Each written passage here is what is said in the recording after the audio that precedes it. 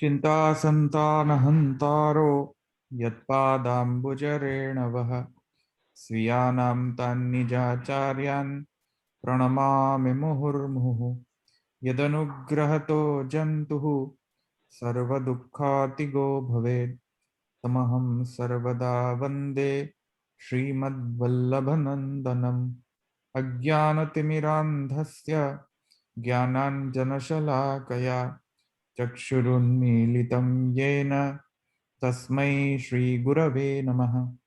नमामि हृदये शेषे लीलाक्षीराब्धिशायिनं लक्ष्मीसहस्रलीलाभिः सेव्यमानं कलानिधिं चतुर्भिश्च चतुर्भिश्च चतुर्भिश्च स्त्रिभिस्तथा षड्भिर्विराजते योऽसौ पंचधा हृदये मम। मैं कहीं क्या सुधी આવ્યા હતા?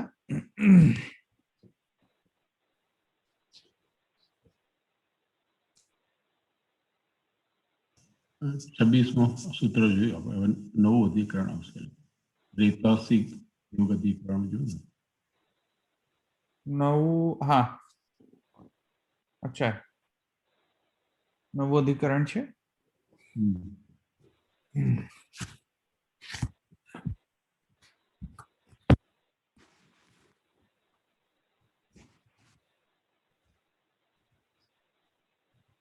નવા અધિકરણમાં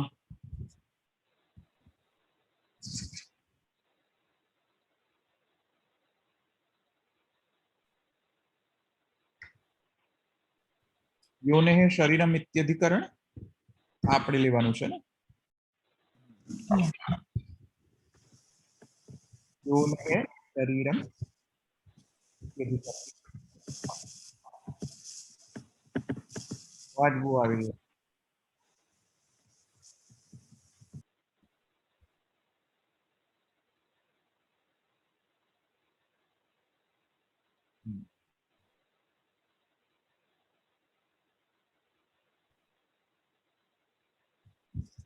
ગઈ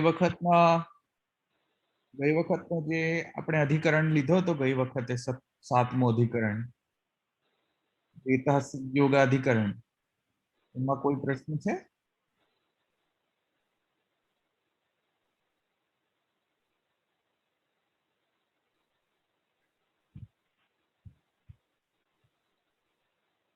નથી? ઓકે.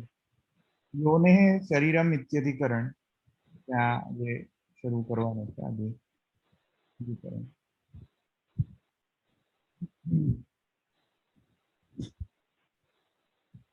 ટીકા પણ જોઈ લઈશું.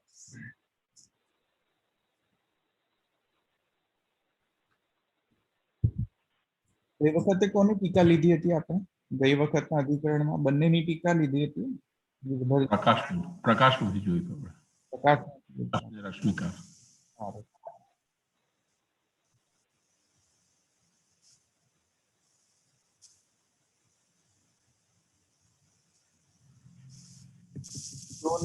શરીરમ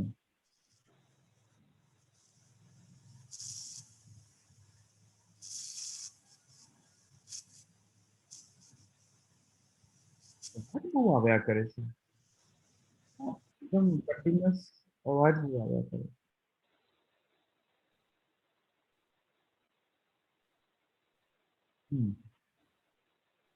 યોને શરીરમ આ આપણો પ્રથમ પાદનો જે એટલે કે તૃતીય અધ્યાય પ્રથમ પાદનો હવે આ અંતિમ અધિકરણ છે.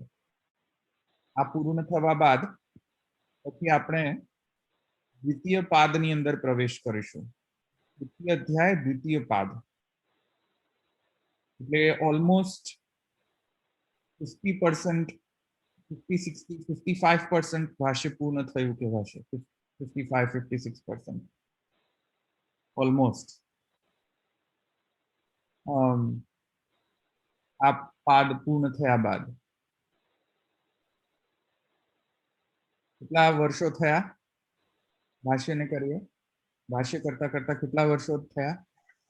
2013 2012 ચાલુ કર્યું હતું. 9 વર્ષ થયા અને એમાં 50% પૂરું થયું.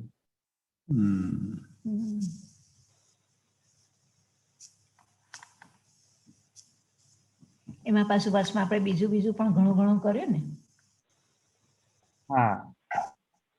જે તે ઉત્સવ આવે એટલે કરતા ગયા ને પાછું.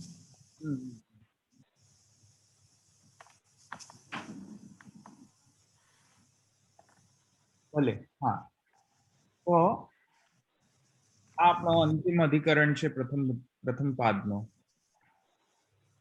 હવે એમાં આ જે અધિકરણ છે એનો જે વિષય છે એ તો પંચાગ્નિ વિદ્યા છે તે જ વિષય છે, અને એમાં જે સંશય છે તે ભિન્ન આવી રહ્યો છે અહીંયા. તો સંશય અને પૂર્વ પક્ષ અને ઉત્તર પક્ષ, કેમ કે સંશયના અનુરૂપ જ હશે પૂર્વ પક્ષ, ઉત્તર પક્ષ અને સંગતિ. આપણે પહેલા સંશય સમજી લઈએ અધિકરણનો, અને પછી આપણે પૂર્વ પક્ષ, સિદ્ધાંત પક્ષ અને સંગતિ એમ કરીને પછી આપણે એને જોઈશું આપણા અધિકરણ. તો સંશયમાં કહે છે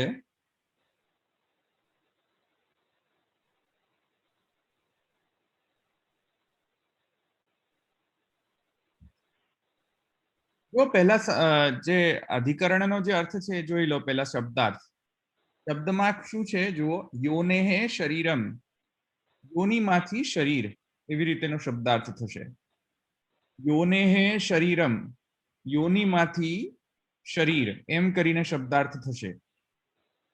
તો યોનિમાંથી શરીર અથવા તો યોનેહે શરીરમ, યોનેહે શરીરમ ઇત્યધિકરણ, એવી રીતે જે સૂત્ર જે છે આપણો એક જ સૂત્ર છે અધિકરણમાં, યોનેહે શરીરમ, યોનિમાંથી શરીર. તેથી કરીને સૂત્રાર્થ પણ મેં તમને, એટલે કે સૂત્રનો જે ટ્રાન્સલેશન છે તે પણ મેં તમને સમજાવી દીધો. અને હવે આપણે એની પર જે ટીકા છે તેના પ્રમાણે આપણે એનો સંશય શું છે આ અધિકરણનો તે આપણે સમજી લઈએ.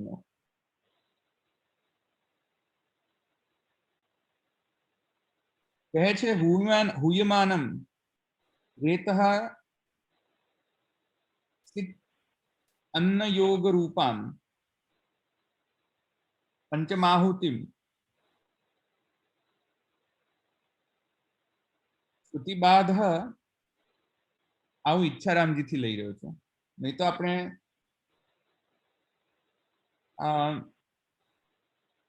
પેલા ગિરધરજી નો લઈએ. ચલો ગિરધરજી લઈ લઈએ પહેલા. ચલો ગિરધરજીથી શરૂ કરીએ, પછી આપણે ઈચ્છારામજીને લઈશું. ઈચ્છારામજીનું પ્રદીપ.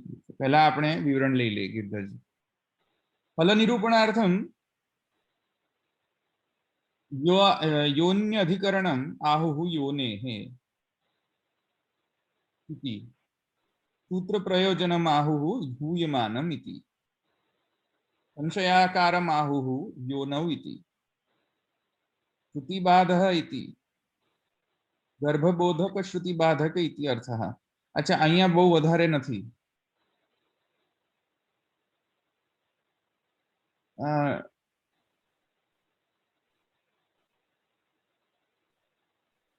એક સેકન્ડ, આપણે ભલે હું તમને સમજાવી દઉં, એટલે આપણે બેક એન્ડ ફોર્થ નથી કરવું. જો શું કહે છે મહાપ્રભુજી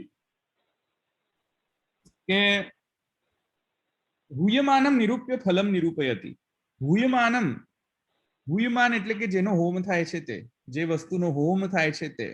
પંચમાહુતિ એટલે કે જે પંચમાહુતિ રૂપ જે હોમ થાય છે જે અગ્નિની અંદર, તેને અહીંયા રિફર કરવામાં આવે છે કે હુયમાનમ નિરૂપ્ય. હુયમાનમ એટલે કે જે હોમાય છે. પુરુષાગ્નિની અંદર કોનો હોમ છે? અન્નનો હોમ છે. અને એમાંથી ફલ શું નીકળ્યો? ચતુર્થ આહુતિની અંદર ફલ શું નીકળ્યો? વીર્ય. અને વીર્ય જે હોમ છે, સ્ત્રીરૂપ જે અગ્નિ છે તેની અંદર વીર્યનો હોમ કરવાથી શું ફલ થયો પુરુષ રૂપ ગર્ભ પ્રકટ થયો. હમ. પંચમાહુતિ થઈ ને, તો પંચમાહુતિની અંદર જે હુયમાન છે એટલે કે જે વીર્ય જે છે રેતસિક, આવ્યું સમજમાં? જે વીર્યનો નિરૂપણ જે છે તે ગયા અધિકરણમાં તો એ થઈ ગયો નિરૂપણ, હુયમાનમ નિરૂપ્ય, એટલે કે હવે સ્ત્રીરૂપ અગ્નિની અંદર જે વીર્યરૂપ જે હોમ જે હોમાય છે તે, તો એ તે જે આહુતિ છે તેમાં જે હુયમાન છે, જેનો હોમ થવાનો છે, એટલે કે જેનો હોમ કહેવામાં આવ્યો છે, તે રેતસિકનો વર્ણન થઈ ગયો ગયા અધિકરણમાં. હવે કહે છે હુયમાનમ નિરૂપ્ય ફલમ નિરૂપયતિ. હવે જે વીર્ય જે છે તેના હોમ દ્વારા જે ફલ પ્રકટ થયો, હવે એ ફલ પ્રકટ જે ફલ જે છે એનું નિરૂપણ હવે આ અધિકરણ દ્વારા કરવામાં આવશે. એટલે કે શ્રુતિ દ્વારા જે પ્રતિપાદિત જે ફલ જે છે પંચમાહુતિનો, એ શું છે? ગર્ભ, પુરુષ રૂપ ગર્ભ. આવ્યું સમજમાં? તો પુરુષ રૂપ ગર્ભ જે છે તે ફલ છે, તે ફલનો નિરૂપણ અહીંયા હવે આ અધિકરણમાં કરવામાં આવશે. તો તેથી કહે છે હુયમાનમ એટલે એતઃ સિત અન્ન યોગ રૂપમ પંચમાહુતિ. આ પંચમાહુતિ એટલે સમજી ગયા ને? અને હવે કહે છે કે તસ્ય આહુતે ગર્ભ સંભવતી. ચાંદોગ્ય ઉપનિષદ એટલે કે પંચાગ્નિ વિદ્યાની અંદર, એટલે કે રેતસિકની આહુતિ જો સ્ત્રી રૂપ અગ્નિની અંદર કરવામાં આવે, આપવામાં આવે, તો ફલ શું પ્રાપ્ત થાય છે? કહે છે તસ્ય આહુતે ગર્ભ સંભવતી. તેથી પછી પુરુષ રૂપ ગર્ભ જે છે તે ફલ રૂપેણ પ્રાપ્ત થાય છે. ચાંદોગ્ય ઉપનિષદની અંદર કહેવામાં આવેલું છે. અચ્છા, તો આ તો વિષય થયો. વિષય શું થયો? કે પંચમાહુતિમાં જે ફલ છે એ વિષય છે, આ અધિકરણનો વિષય છે. પંચાગ્નિ વિદ્યાની અંદર પંચમાહુતિની અંદર જે ફલ છે, એટલે કે ગર્ભરૂપ ફલ છે, તે આપણો અહીંયા અત્યારે વિષય છે અધિકરણનો. હવે આગળ કહે છે કે તત્ર સંદેહ. હવે અધિકરણાર્થની અધિકરણનો જે અધિકરણના અંતર્ગત આવતો જે સંદેહ છે, તે સંદેહનો હવે અહીંયા વર્ણન કરે છે કે સંદેહ શું છે. ત્યાં કહે છે યોનૌ અંતસ્થિતમેવ ફલમ. યોનૌ અંતસ્થિતમેવ ફલમ બહિઃ નિર્ગતમ વા. અચ્છા, પ્રશ્ન એ છે કે ભાઈ ગર્ભ એટલે કે જે ફલ જે છે એ કોને કહેવો? ફલ કોને કહેવો? જે અંતઃસ્થિત ગર્ભ રહે છે તેને ફલ કહેવો, કે માને 9 માસ જે ગર્ભાધાન અવસ્થા જે છે તે પશ્ચાત જ્યારે પ્રસવ થાય બાળકનો, ત્યારે જે છે જે બાળક પ્રકટ થાય બહાર યોનિમાંથી, એને ગર્ભ કહેવો? હવે આ પ્રશ્ન છે. ફલ શું છે અહીંયા?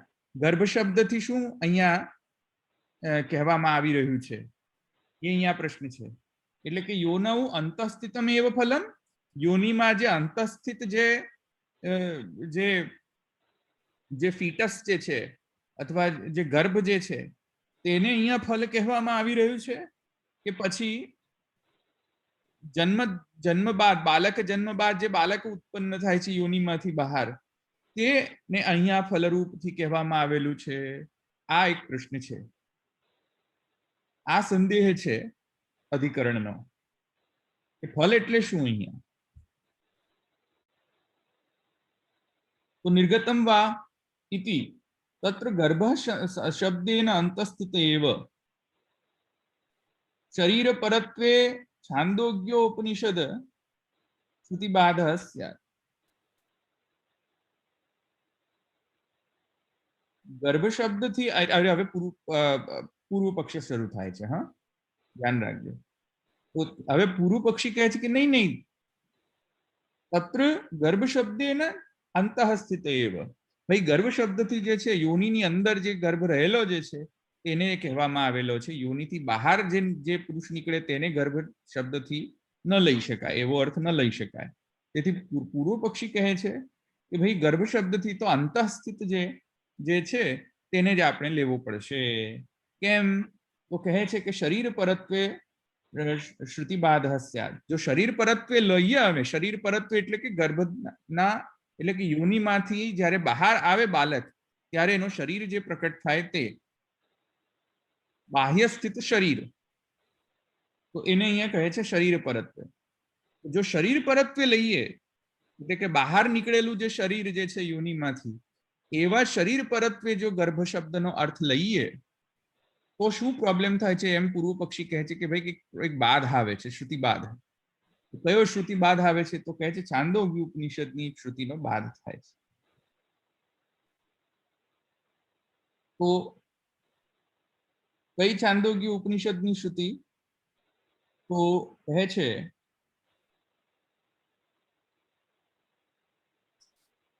કે છાંદોગ્ય ઉપનિષદની શ્રુતિ છે 6થા અધ્યાયની અંદર 8મા બ્રાહ્મણની અંદર, અને બીજી શ્રુતિ છે. તો તેમાં કહે છે કે ગર્ભબોધક શ્રુતિ બાધક.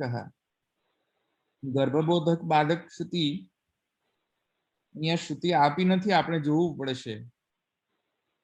અહીંયા કોઈ પણ ટીકાકારોએ શ્રુતિનું વર્ણન આપ્યું નથી, એટલે આપણે જોવું પડશે શ્રુતિ. તો આપણે જોઈએ આપણે શ્રુતિ. છાંદોગ્ય ઉપનિષદ ઓપન કરો. છાંદોગ્ય ઉપનિષદ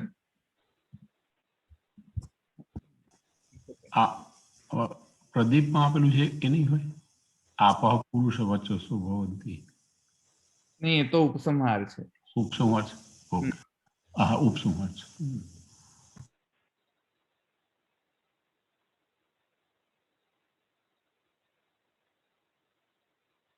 છાંદોગ્ય ઉપનિષદ ઓપન કરીને જોઈ લઈએ આપણે. હા, કયો પેજ નંબર છે? મળી ગયો?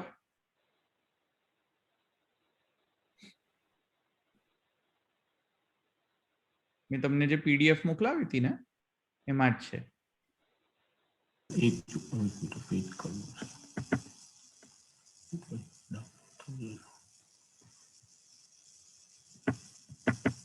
6થો અધ્યાય છે.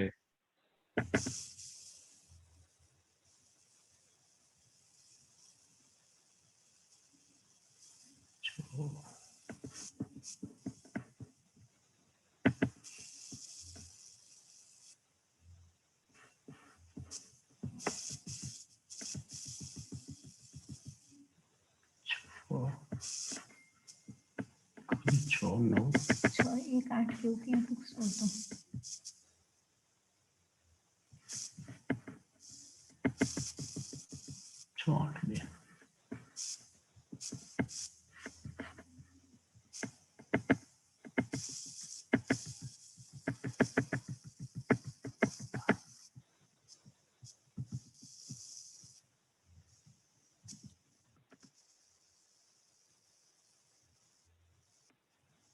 આમાં ઉપર અધ્યાય લખેલો નથી ને એટલે ખૂબ ક્લેશ પડે છે ફાઇન્ડ કરવામાં. આઈ થિંક 350 પેજ છે. 682 પીડીએફ નો કે પેલા પેજ નંબર પીડીએફ 360. એટલે અંદરનો પીડીએફ એટલે બુક નો પેજ નંબર છે કે પીડીએફ? બુક નો પેજ નંબર 350. અચ્છા, ઓકે. સયથા શકુની એ છે 682 કયું છે ને? બીજું લાગે છે. હા, બીજું લાગે છે. આ તો બીજું લાગે છે. બીજું લાગે છે ને એને લખતું નથી છઠ્ઠો લાગતું. અધ્યાય નથી 682 માં નથી લાગતું. અંદર પર્યુષણ એવું જ લખ્યું છે. બરાબર વાંચો ને. અંદર 6થો અધ્યાય છે. હા, છઠ્ઠો અધ્યાય છે. અષ્ટમ સ્કંધ અષ્ટમ ખંડ અને બીજો. તો એમાં યથા શકુની સૂત્રેણ પ્રબદ્ધો દિશમ દિશમ આ જે છે તે. કેમ કે હા પ્રાણી દેખાતું હતું. તો આ તો નથી લાગતો ત્યાં. તો ગર્ભનો કોઈ વર્ણન જ નથી. એટલે પ્રિન્ટિંગ મિસ્ટેક છે, મને એવું દેખાતું લાગે છે. પ્રિન્ટિંગ મિસ્ટેક હોય લાગે છે.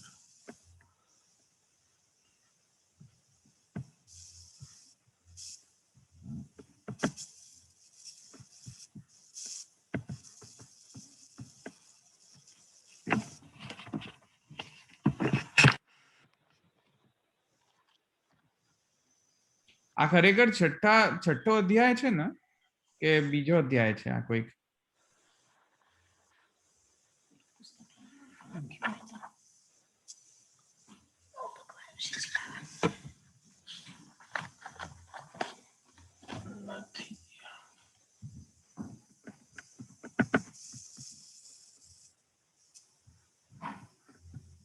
કોઈ બીજાને મળ્યો? હા, છઠ્ઠો જ અધ્યાય છે, બરાબર છે. છઠ્ઠો અધ્યાય અને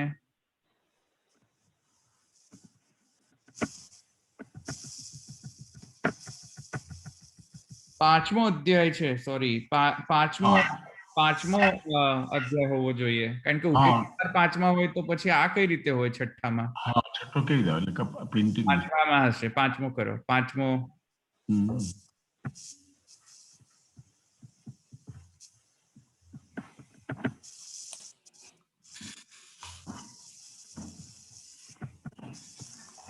પાંચમો ને હા, પાંચમામાં જ હશે. પાંચમામાં કરો. પ્રિન્ટિંગ મિસ્ટેક છે.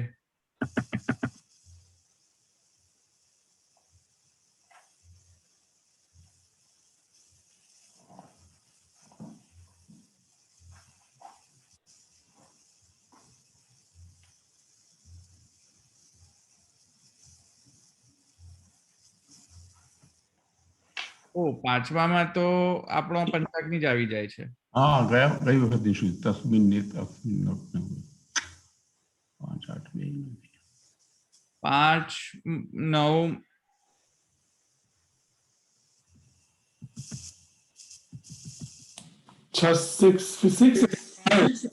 તો જાતો યાદ પાંચમાના આઠમા ખંડમાં આપેલું છે જો 685 of 970.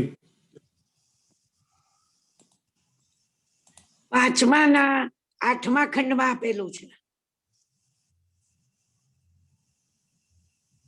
સંભળાય છે? હા, સંભળાય છે. તો આઠમા ખંડમાં છે, હે ગૌતમ, સ્ત્રી અગ્નિ છે, ઉપસ્થ એ સમિધ છે, અને એને પાસે બોલાવવામાં આવે છે, એ ધુમાડો છે, એની યોની જાળ છે, જે અંદર કરે છે એ અંગારા છે, અને એથી સુખ થાય છે અને તણખા જરે છે. એ અગ્નિમાં દેવતાઓ વીર્ય હોમે છે, એ આહુતિથી ગર્ભ ઉપજે છે. ના, નથી. તો ગયા એ નથી. સૂત્રમાં આવતું. તસ્મિન એતસ્મિન અગ્નૌ દેવા રેતો જુહ્વતિ તસ્ય આહુતે ગર્ભ સંભવતી.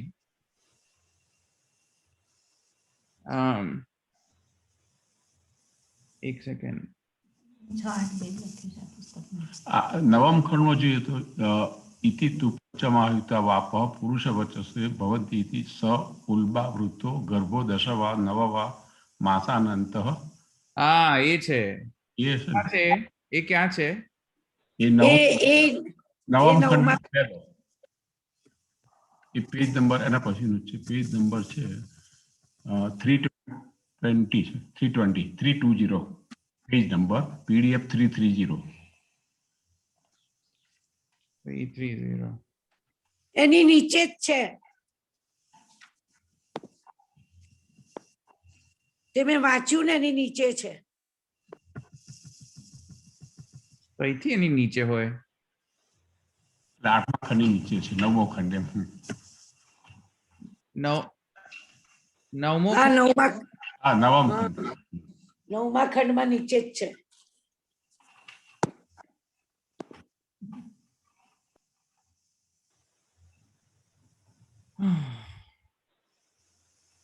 હા, 591. હા, હા.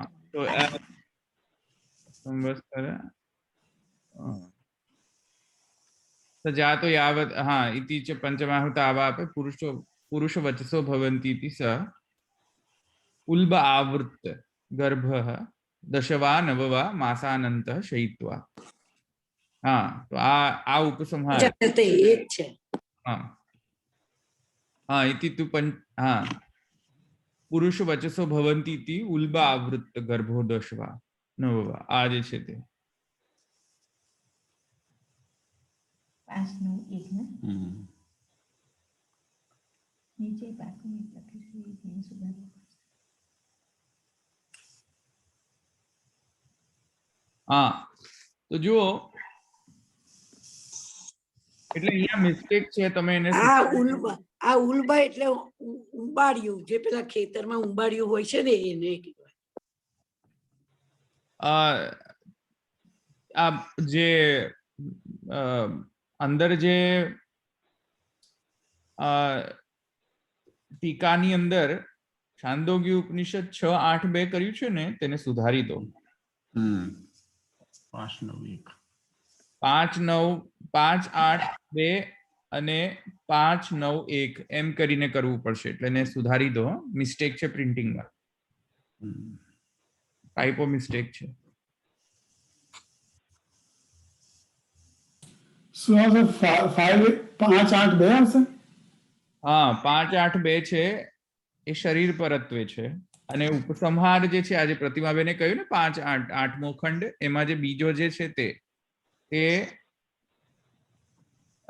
તે શ્રુતિનો બાદ થાય છે અને બીજો ઉપસંહાર જે છે એના સાથે એની એક વાક્યતા થાય છે. એમ કરીને 5, 8, 2 અને 5, 9, 1 એમ કરીને હોવું જોઈએ, પણ ત્યાં એ લોકોએ કર્યું છે 6, 8, 2 અને 6, 9, 1 વિચ ઇઝ રોંગ. એટલે ટીકાની અંદર એને સુધારી દો.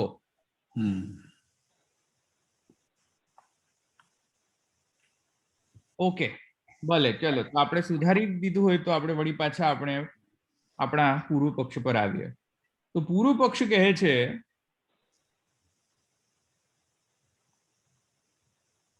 કે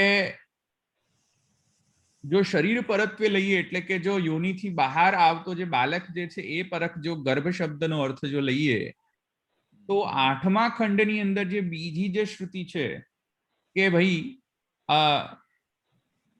માને કઈ છે શ્રુતિ? તસ્મિન એતસ્મિન અગ્નૌ દેવા રેત જુહ્વતી તસ્ય આહુતેર ગર્ભા સંભવતી. ત્યાં ગર્ભ શબ્દ જે છે તેના સાથે તેનો બાદ થાય છે. કેમ કે અગ્નિમાં દેવતાઓનો વીર્ય જો હોમે તો તરત તો કોઈક બાલક તો જન્મતો નથી. પ્રથમતયા તો તે ગર્ભ ઉત્પન્ન થાય છે. તો તેથી કરીને જો શરીર પરત્વે લઈએ તો ગર્ભ અને શરીર તેમ સેમ ન કહેવાય, તેને એવી રીતે સરખાવી ન શકાય. તેથી કરીને ત્યાં એમ પૂર્વ પક્ષી કહે છે કે ભાઈ આ શ્રુતિનો તો બાદ થશે. ઉપરથી કહે છે તત્રૈવ 5, 9, 1 એના પછી જે 9મો ખંડ છે એમાં જે પ્રથમ શ્રુતિ છે તેમાં ઉપસંહારમાં કહે છે કે ઉપસંહારોપી અગ્રે કર્તવ્ય અભાવાદ ઉપપદ્યતે. અને ઉપસંહારની અંદર એટલે કે ઉપસંહાર જ્યાં કહેવામાં આવે છે કે ભાઈ 5મી આહુતિમાંથી જે છે તે જલમાંથી પુરુષ થાય છે વગેરે વગેરે જે છે, અને એમાંથી જે ઉલ્બથી જે વીંટાયેલો જલથી વીંટળાયેલો જે ગર્ભ જે છે તે જલથી વીંટળાયેલો જે ગર્ભ જે છે તે 9 કે 10 માસ સુધી પેટમાં રહ્યા પછી જન્મે છે. એમ જે ઉપસંહારમાં જે છે કહેવામાં આવ્યું તેમાં પણ એની સાથે સંગત થાય છે કે ભાઈ તે ગર્ભ શબ્દથી ગર્ભ જ લેવો, બહાર આવેલું બાલક નહીં સમજવું ગર્ભ શબ્દથી. અને તેથી કરીને એ ઉપસંહાર સાથે જો એક વાક્યતા કરીએ તો પણ એ સમજાય છે કે કેમ કે બહાર શરીર ઉત્પત્તિ નથી થઈ, એટલે કે બહાર યોનિમાંથી શરીર પ્રકટ નથી થયું. તેથી કરીને માને સંસ્કારાદિ જે ધર્મ જે છે તે સંસ્કારાદિ ધર્મ પણ કર્તવ્ય નથી. આવ્યું ને સમજમાં? સંસ્કારાદિ જે કર્મ જે છે તે તો જન્મે અને બાળકને જ્ઞાનોદય થાય થોડો ઘણો, ત્યાર પછી શરીરના ધર્મ રૂપે જે બાળકના સંસ્કાર કરવામાં આવતા હોય છે, તો એવા કોઈ પણ જે સંસ્કાર જે છે તેનો વર્ણન અહીંયા કરવામાં આવ્યો નથી આ ઉપસંહાર શ્રુતિની અંદર. તેથી કરીને પૂર્વ પક્ષી કહે છે કે તેથી કરીને આ ઉલ્બ શબ્દ વાપરાયેલો છે, 9-10 માસ શબ્દો વપરાયેલા છે, પેટમાં રહ્યા છે એવો શબ્દ વપરાયેલો છે, અને પછી જન્મે છે એવા શબ્દનો વપરાયેલા હોવાના કારણે પૂર્વ પક્ષી કહે છે કે ગર્ભ શબ્દનો અર્થ જે છે તે અંતસ્થિત, અંતઃ જે સ્થિત, યોનવ અંતસ્થિત, અંતસ્થિત જે યોનિની અંદર જે અંતસ્થિત જે રહેલું છે તેને જ ગર્ભ શબ્દથી ગ્રહણ કરવું જોઈએ. યોનિમાંથી બહિસ્થિત જે હોય અથવા તો નિર્ગત હોય, જે બહાર નીકળેલો જે શરીર હોય તેને યોનિ શબ્દથી કન્સિડર, તેને ગર્ભ શબ્દથી એનો ગર્ભ શબ્દથી તેનો અર્થ નથી આપશો, તેવો અર્થ નથી આપતો એમ પૂર્વ પક્ષી કહે છે. તો ઉપસંહારોપી અગ્રે કર્તવ્યાભાવાત ઉપપદ્યતે. અગ્રે કર્તવ્યાભાવાત એટલે કે રેતઃ સેકાનંતરમ પુરુષ કર્તવ્ય વ્યાપાર અભાવાદ ઇતિ અર્થાત તસ્યૈવ ફલત્વમ ઇતિ આશંક્ય ઇતિ પૂર્વ પક્ષ. હવે આ પૂર્વ પક્ષ કહીને હવે આગળ હવે કહે છે કે તતશ્ચ ષણમાસાનંતરમ ગર્ભે જ્ઞાન સંભવત. હા, તો મેં તમને સમજાવી દીધું કે ષણમાસાનંતરમ ગર્ભે જ્ઞાન સંભવાત, 6 માસ પછી ગર્ભમાં જ્ઞાન સંભવ છે. બાય ધ વે એ અહીંયા વર્ણન કરે છે કે 6 માસ પછી, 6 માસ ગર્ભ ધારણ કરે ને એના પછી ગર્ભમાં જ્ઞાનનો સંભવ થતો હોય છે. એટલે કે જ્ઞાનાંશ આવવાનું શરૂ થતું હોય છે બાળકની, એટલે એ જે ગર્ભની અંદર, બાળક તો ન કહેવાય કેમ કે બહાર તો જન્મ્યો નથી એટલે, પણ ગર્ભમાં જ રહે અને 6 માસ સુધી, 6 માસ પછી ગર્ભમાં એને જ્ઞાનનો સંભવ આવતો હોય છે. તો ગુરુરૂપ સત્યાદિ કર્તવ્યમિતિ આશંક્ય પરિહરતી.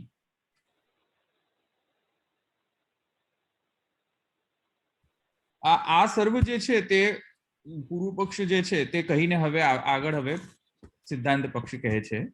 સિદ્ધાંત પક્ષમાં એમ કહે છે આ શું છે? ગુરુરૂપ સત્ય આદિ, ન ગુરુરૂપ સત્ય આદિ.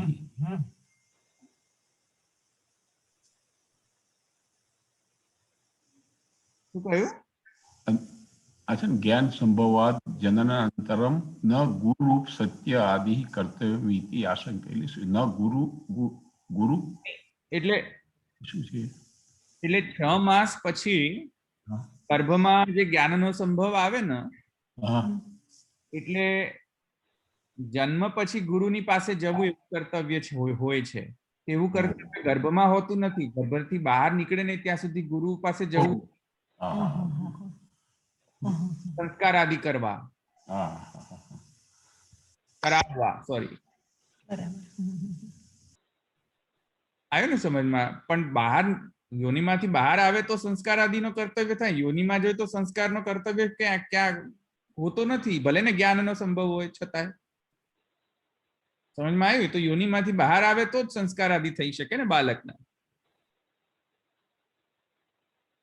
એટલે પૂર્વ પક્ષી શું કહે છે કે ભાઈ અહીંયા સંસ્કાર વગેરેનો તો કોઈ વર્ણન જ નથી, તો શા માટે આપણે જે શરીર પક્ષે આપણે અર્થ ગ્રહણ કરવો?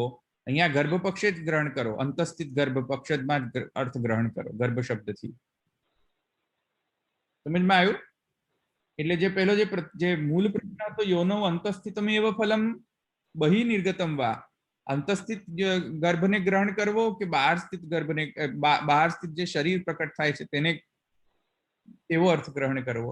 ત્યાં પૂર્વ પક્ષી કહે છે કે નહીં, આ બધા કારણોના કારણે આપણે અંતઃસ્થિત જ ગ્રહણ કરવું પડશે એમ કહે. હવે સિદ્ધાંત પક્ષ કહે છે કે યોનેહે નિર્ગતમ શરીરમ ગર્ભ શબ્દેન ઉચ્યતે. સિદ્ધાંત પક્ષ કહે છે કે નહીં, અંતઃસ્થિત ન ગણી શકાય. બહાર સ્થિત જે યોનિમાંથી જ્યારે બાળક પ્રકટ થાય, બાળક જન્મે, તો એ બાળક જન્મે એને અહીંયા ગર્ભ શબ્દથી ગ્રહણ કરવું જોઈએ.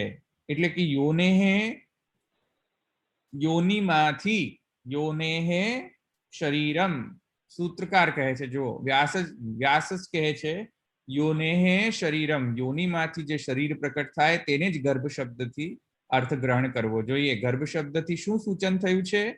સૂત્રકારના પ્રમાણે યોનિમાંથી જે શરીર બહાર આવે એ ગર્ભ શબ્દથી કહેવામાં આવેલું છે મૂળ શ્રુતિની અંદર.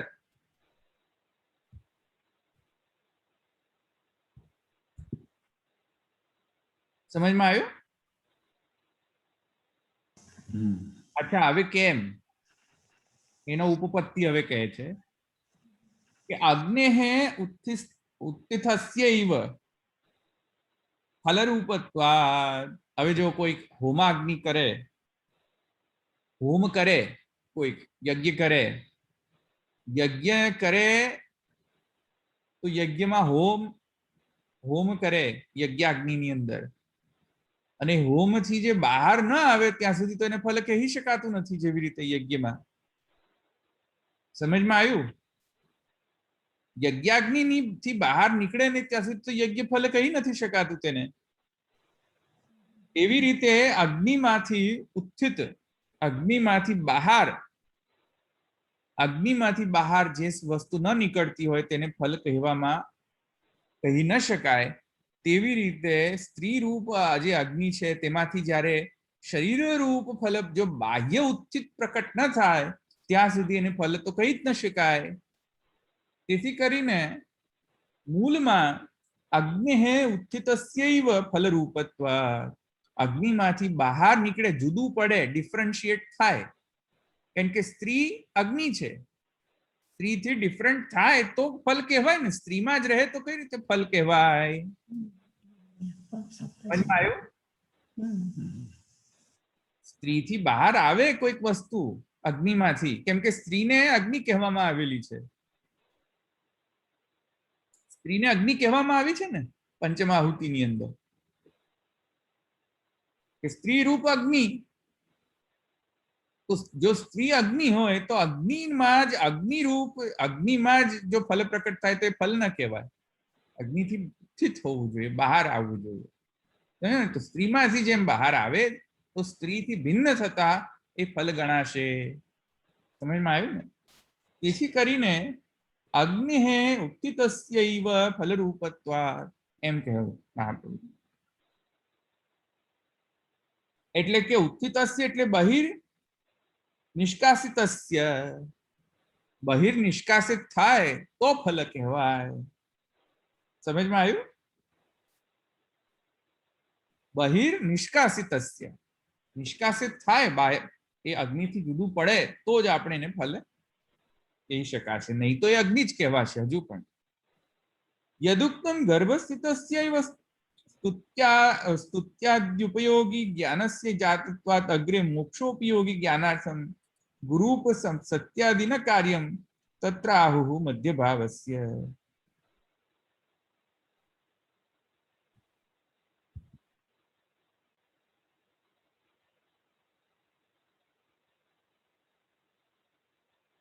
અહીંયા મધ્યભાવસ્ય જે છે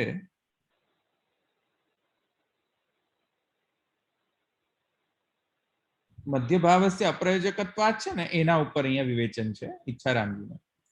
મધ્યભાવસ્ય એટલે એક વાત સમજો, આખી કથા કેમ શરૂ થઈ?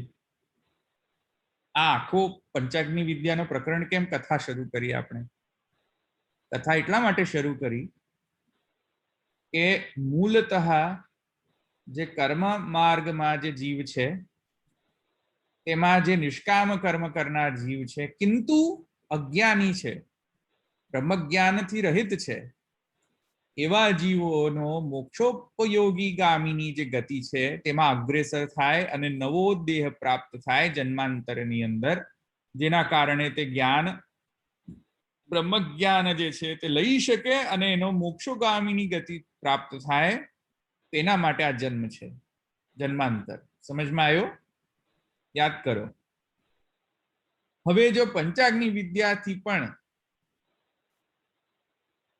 જે શરીર પ્રાપ્ત કરવાનું છે એ જીવને પંચાગ્નિ વિદ્યા અનુસાર, પંચાગ્નિ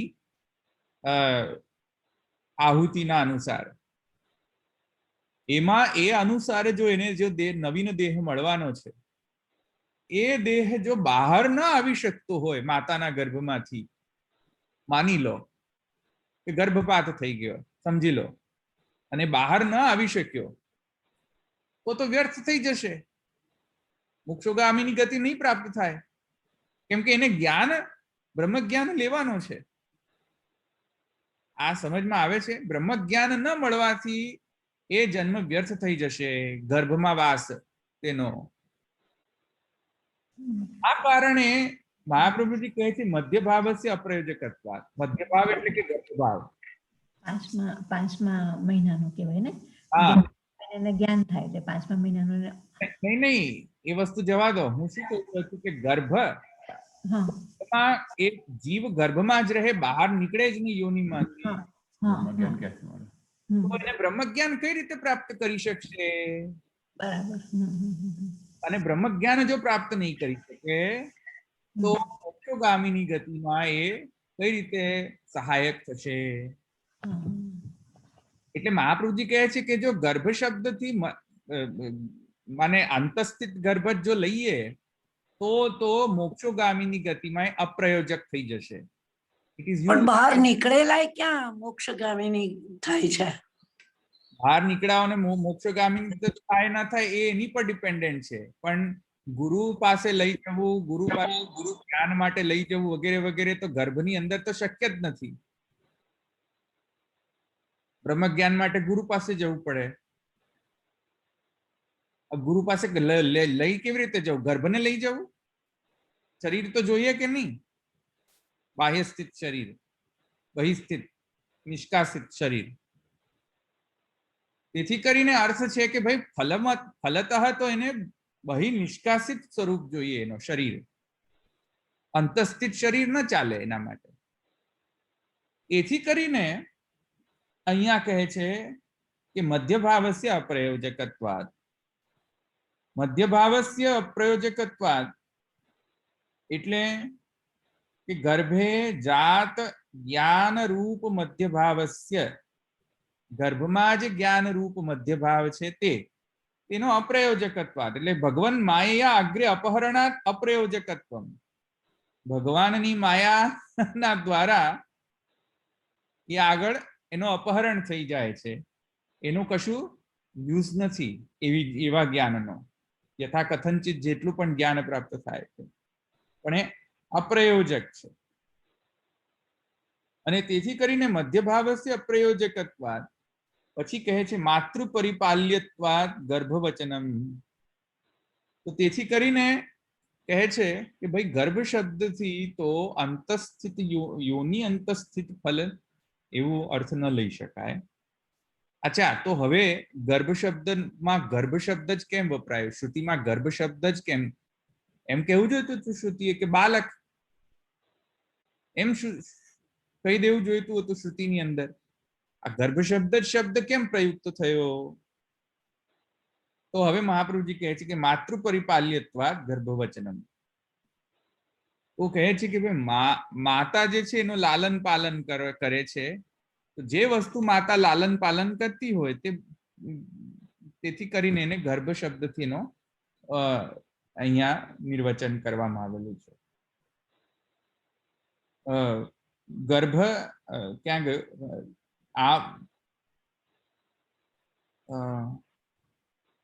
ક્યાં ગયું?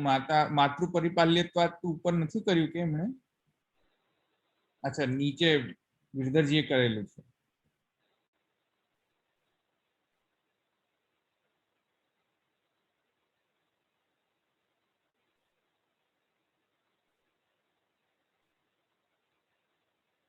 માતૃ પરિપાલત્વા ઇતિ પૂર્વ પક્ષી મતે કલિલ રૂપ ગર્ભે દૂષણમ ઉદ્ભાવયંતી કલિલ. નહીં, એમને નથી કર્યું એમને કોઈએ, પણ ઠીક છે. માતૃ પરિપાલ્યત્વાય ગર્ભવચનમ એમ કહેવામાં આવ્યું છે. એટલે માતા એનો લાલન પાલન કરે છે, તેથી કરીને ગર્ભ એવો શબ્દનો પ્રયોગ છે. કેમ કે ગર્ભની અંદર સ્થિત હોવામાં પણ માતા એનું પરિપાલન કરતી હોય છે, અને ગર્ભમાં બહાર આવ્યા પછી પણ માતા એનું પરિપાલન કરતી હોય છે અમુક વર્ષ સુધી. તેથી કરીને ગર્ભ શબ્દમાં કોઈ અયોગ્યતા નથી એમ કહે છે કે ગર્ભ શબ્દ ઠીક છે.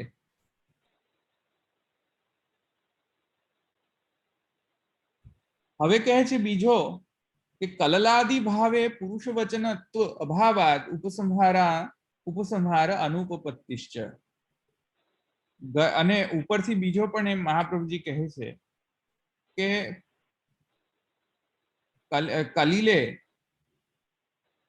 કલિલે પુરુષ પદ વાચ્યત્વમ નાસ્તિ અતઃ ઉપસંહાર અનુપપત્તિ.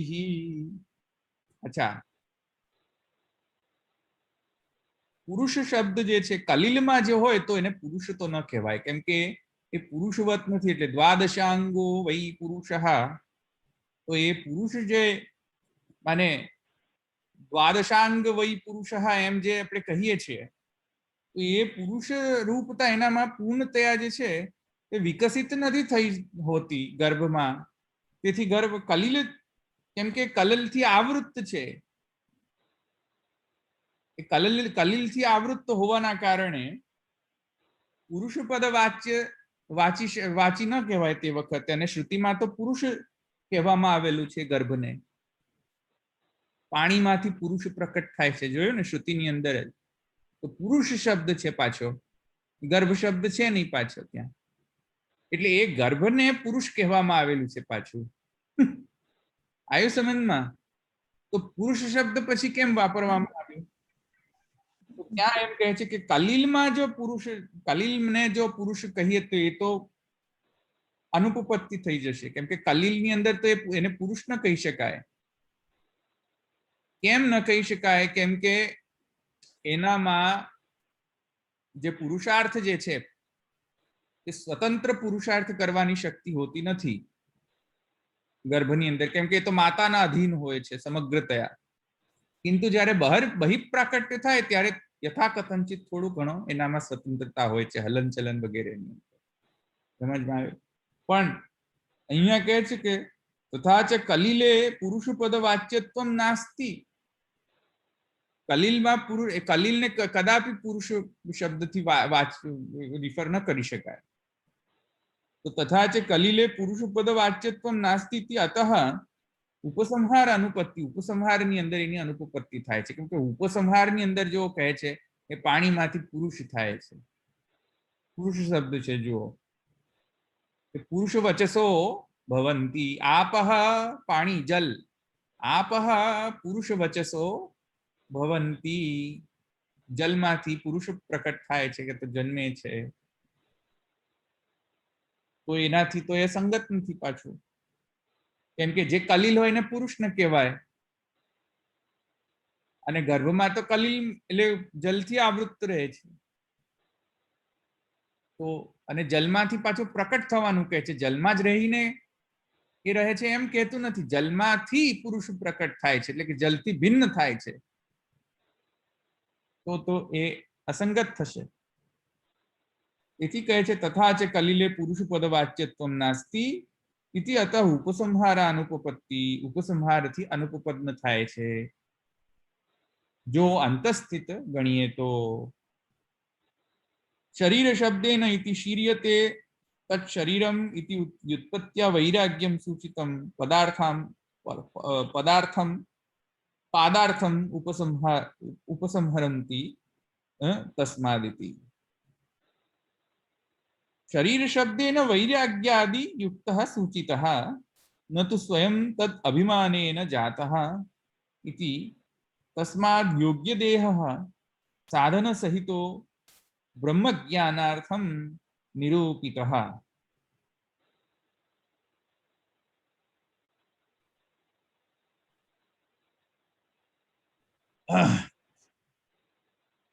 जो આ શરીર શબ્દ ક્યાં ગયો, ક્યાં છે? એક સેકન્ડ.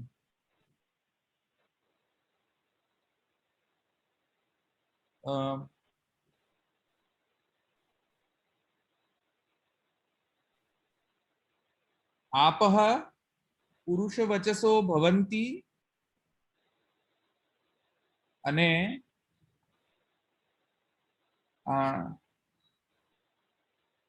એમાં જે શરીર યોનેહ શરીરમ, આ જે યોનેહ શરીરમ છે ને, જે સૂત્રોક્ત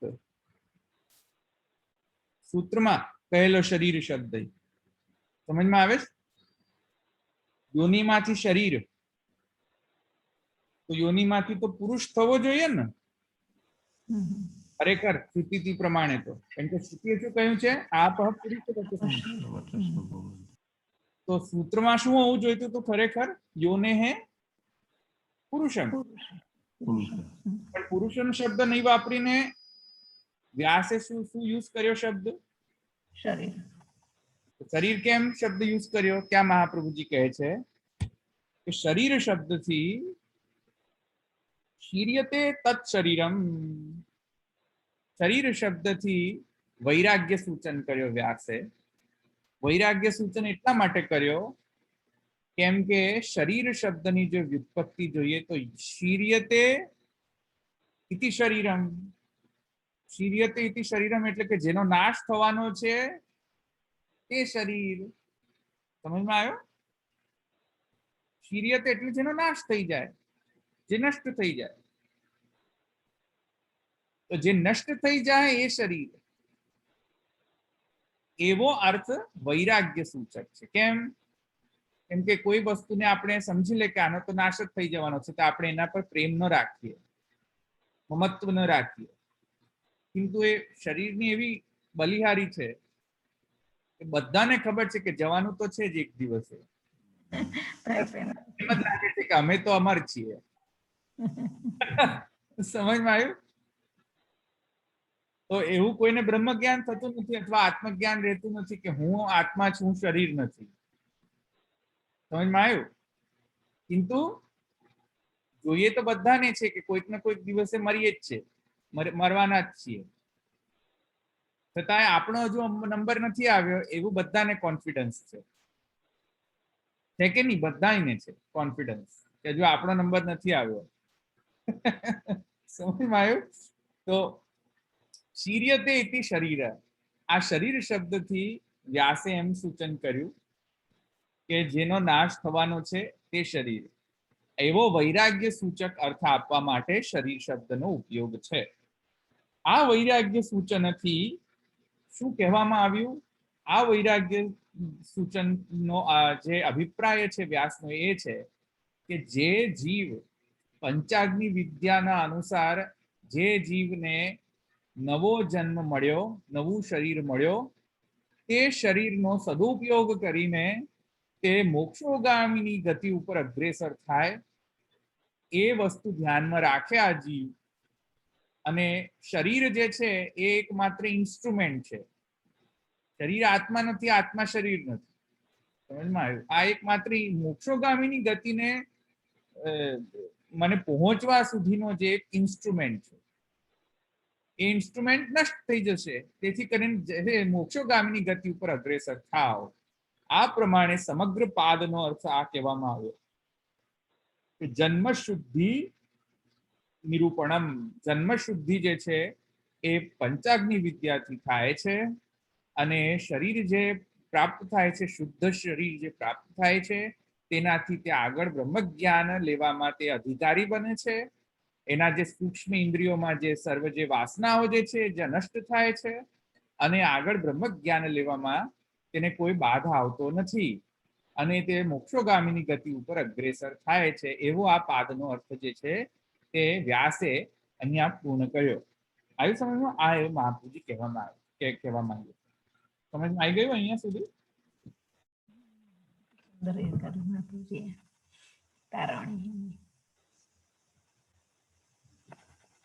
તેથી કહે છે તસ્માદ યોગ્ય દેહ સાધન સહિત બ્રહ્મ જ્ઞાનાર્થમ નિરૂપિત.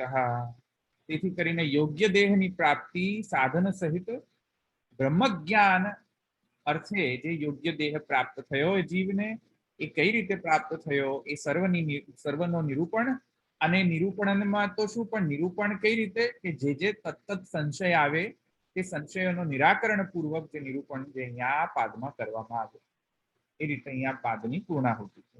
હવે દ્વિતીય પાદની અંદર હવે આગળ જે મોક્ષગામીની ગતિ જે છે તેમાં હવે આગળ જીવને શું શું કરવું પડતું હોય છે તે હવે બીજા પાદની અંદર એની ચર્ચા આવશે. મોક્ષગામીની ગતિ, કેમ કે આ સાધના અધ્યાય છે ને તેથી કરી. ભલે અહીં રાખીએ.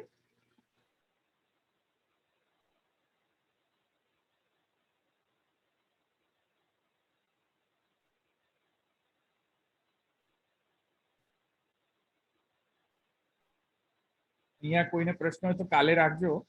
આજે મારે જવું પડશે એટલે કાલે આપણે પ્રશ્ન લઈશું જો આના કોઈ રિલેટેડ પ્રશ્ન હોય તો. નહીં તો કાલે આપણે દ્વિતીય પાદ શરૂ કરશું. તૃતીય અધ્યાય દ્વિતીય પાદ. ભલે અહીંયા રાખીએ. ચઢઈના ચરણ કેરો ભરોસો, ચઢઈના ચરણ કેરો શ્રી વલ્લભ નખ ચંદ્ર છટા બિના જગમાં જંભેરો ભરોસો, चरण तेरो साधन और नहीं या कली में आंसू हो यही दे सुर कहा कहे विविधा भरो नामोल को चेरो भरोसे चरण